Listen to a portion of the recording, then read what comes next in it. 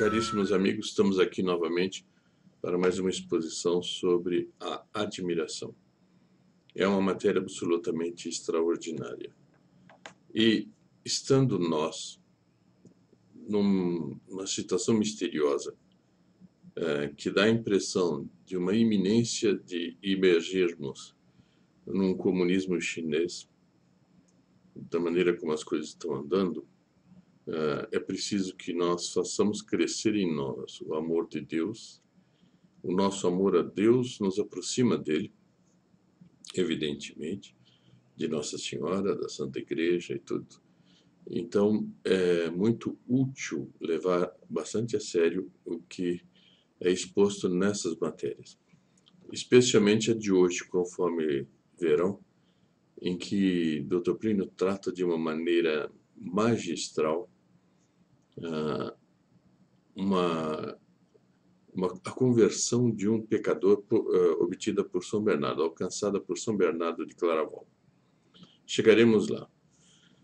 Bem, horas tantas, ele disse que Deus admira.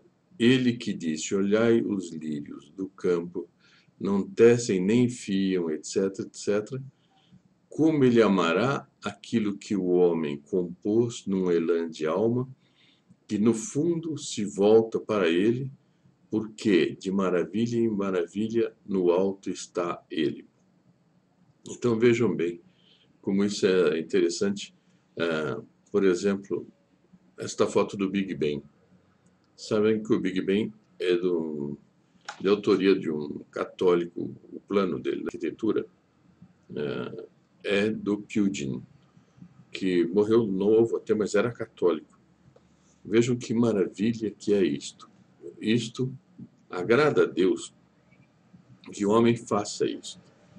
Os senhores veem, por exemplo, também aqui algumas gravuras com fotos de objetos do Fabergé, que ele fez na Rússia.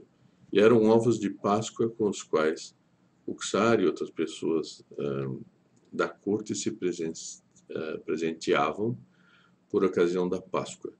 Mas vejam que encantos de peças, que belezas de peças. Essa carruagem que aparece é uma miniatura que vem dentro de um ovo de Páscoa daquele. A pessoa, quando abriu o ovo, tinha dentro uma carruagem. Mas todo de ouro, tudo isso aqui são peças valiosíssimas. Além de tudo, ainda tem um valor histórico, não? Bem, então o Dr. Plínio diz: os senhores compreendem, então, facilmente como esse exemplo de Nosso Senhor, admirando as coisas, até as pequenas, e admirando-as com uma ternura especial, é uma lição para nós termos a alma propensa à admiração. Fácil à admiração. Reparem bem, muitas vezes passamos largos períodos sem admirar nada. Não, nós temos que ter uma espécie de antenas para captar o que admirar. Não a admiração do mega, claro, porque o mega se auto-admira. Então diz ele, aliás, o mega não admira, mas enfim, como que admiração do mega. Se algo se apresentar a mim, diz o mega, tão superior a mim que me obrigue à homenagem, eu então digo, é justo, e dobro o joelho. Absolutamente não. Qual é a posição verdadeira? Se algo se apresentar a mim que em qualquer sentido manifeste aquele que infinitamente é superior a mim, eu me inclino e digo, eis aí. É muito bonito, não? Bem, há nisso uma flexibilidade de alma católica. Há nisso uma doçura, uma suavidade, que agora nos faz então pensar em Nossa Senhora. Quer dizer, os senhores tomem o memorário. Ele vai comentar o memorário agora. Depois eu digo, preparem-se, porque não imagino a alma dele comentando o memorário. O que ele consegue dizer? Vejam só. O memorário, os senhores sabem que foi composto por São Bernardo. Eu nunca vi um quadro de São Bernardo, mas eu imagino São Bernardo é como ele está no meu espírito quando ele teria mais ou menos uns 35 anos. E aí eu consegui uma ou outra gravura, uma outra imagem que eu vou pôr para ajudar apenas na exposição. Eu o imagino Plutô alto, quase esguio, claro, com traços regulares do qual nenhum chamaria especialmente atenção, com um cabelo rigorosamente rapado, com uns olhos firmes, transparentes e perfurantes, capazes, entretanto, de uma doçura inimaginável, eloquente como fogo, mas uma chama de fogo que saísse de dentro desta neve de pureza, que era o corpo dele e a túnica alvíssima dele. A aura cor de neve, imponderável e meio prateada que o cercava. Eu me lembro aqui que ele era chamado Doutor Melífluo, né? Por causa do como ele tratava Nossa Senhora e tudo. Eu o imagino rezando aos pés de Nossa Senhora e dizendo com uma ênfase na qual ele entra todo afeto, mas entra uma argumentação quase um pouco polêmica. A gente vê aos pés dele, junto a ele, um pecador arrependido, alquebrado de tristeza pelo que fez, mas que ainda não se emendou, que talvez tenha recaído várias vezes depois de várias graças preciosas. No altar está a Virgem Santíssima, superior, puríssima, transcendente, e de tal maneira contrastante com aquele miserável mulambo que está no chão, que a gente se pergunta como é que ele teve a audácia de trazer aquilo para perto dela. E ele reza com o corpo reto, o olhar confiante, mas a voz de advogado. Lembra-se do memorário, aqui vai.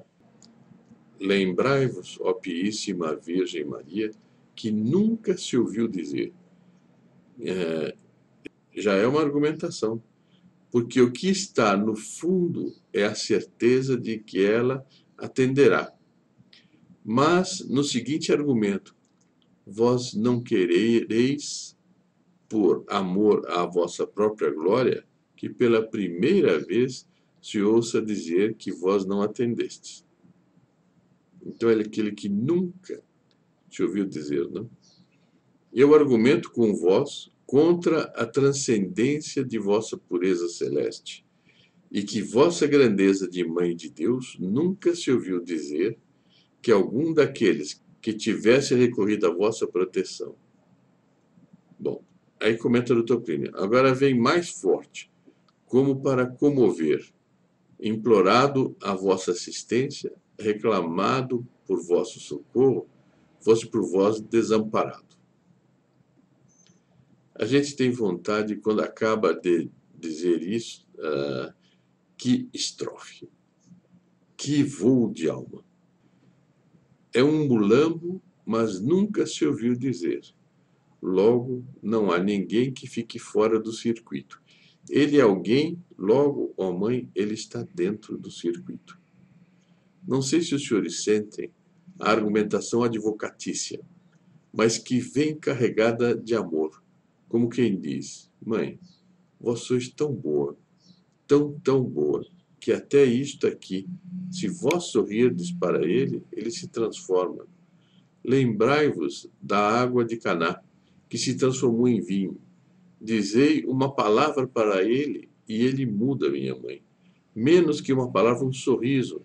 Menos que um sorriso, um olhar, e já ele estará mudado.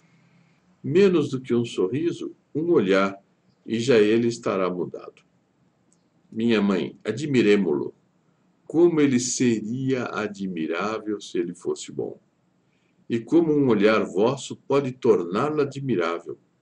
Admiremo-lo juntos, ó mãe. E ela está admirando São Bernardo e dizendo, então Nossa Senhora que diz, entre os filhos dos homens, como Bernardo me é amado. Quanto admirável é o Bernardo, a quem eu dei tantas graças e que de tal maneira as guardou, porque ajudei a ele. e ela diz a si mesma: eu estou deliciosamente presa na engrenagem das minhas misericórdias. Eu fiz bem a Bernardo, por misericórdia, e Bernardo se tornou tão bom que eu não posso recusar a ele o que ele me pede. E o bem que eu não fazia se não houvesse Bernardo, Bernardo me obriga deleitavelmente a fazer, porque Bernardo existe. Os senhores imaginem o final. O memorare terminou e a graça foi concedida. O homem começa a sentir uma pulsação espiritual dentro de si, algo de um pouco novo, uma coragem para dizer não para a sua própria imundície, uma vontade mais ativa de ser bom, que não é uma coisa puramente platônica, uma deliberação que se vai tornando mais forte, uma esperança que começa a viver nele. Ele percebe que aquele homem, São Bernardo, disse algo àquela imagem de Nossa Senhora imóvel e que a imagem deixa resplandecer algo do sim que Bernardo ouviu. Quem sabe se ele, com as mãos sujas dele, toca a ponta da túnica de Bernardo e ele percebe que as mãos ficam alvas e a esperança nasce na alma dele. Os anjos estão vindo porque Nossa Senhora mandou para sobrevoarem este homem e para levarem para algum lugar de remota penitência, aonde por toda a vida vai pedir perdão até o momento em que sua alma se desprenda do seu corpo, pura como no dia da inocência e recebida pelos anjos do céu. Terminou o memorare de São Bernardo. Terminou também o ciclo da admiração. Deus criou uma mãe tão perfeita que ele não pode negar nada a ela. Esta mãe, numa abundância de generosidade, obteve dele que suscitasse milhares e milhares de almas que ele e ela admiram também e aos quais eles nada podem negar. Essas almas pedem pelos medíocres, pedem até pelos transviados. E o olhar admirativo de Deus, o olhar admirativo de Maria, pousa sobre o medíocre, o poca.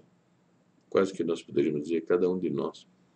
Pousa sobre um sórdido, e aquilo começa a viver como as águas de Genezaré. A admiração chegou ao seu mais baixo e chegou ao fim de sua própria história. A admiração que desce é o pandan, a compensação da admiração que sobe. Eu lhes dei, portanto, diz Dr. Plínio, um complemento da história de admiração. E com isto está terminada a nossa reunião. Vejam que sublimidade de reunião. Foi uma das milhares de reuniões que ele fez.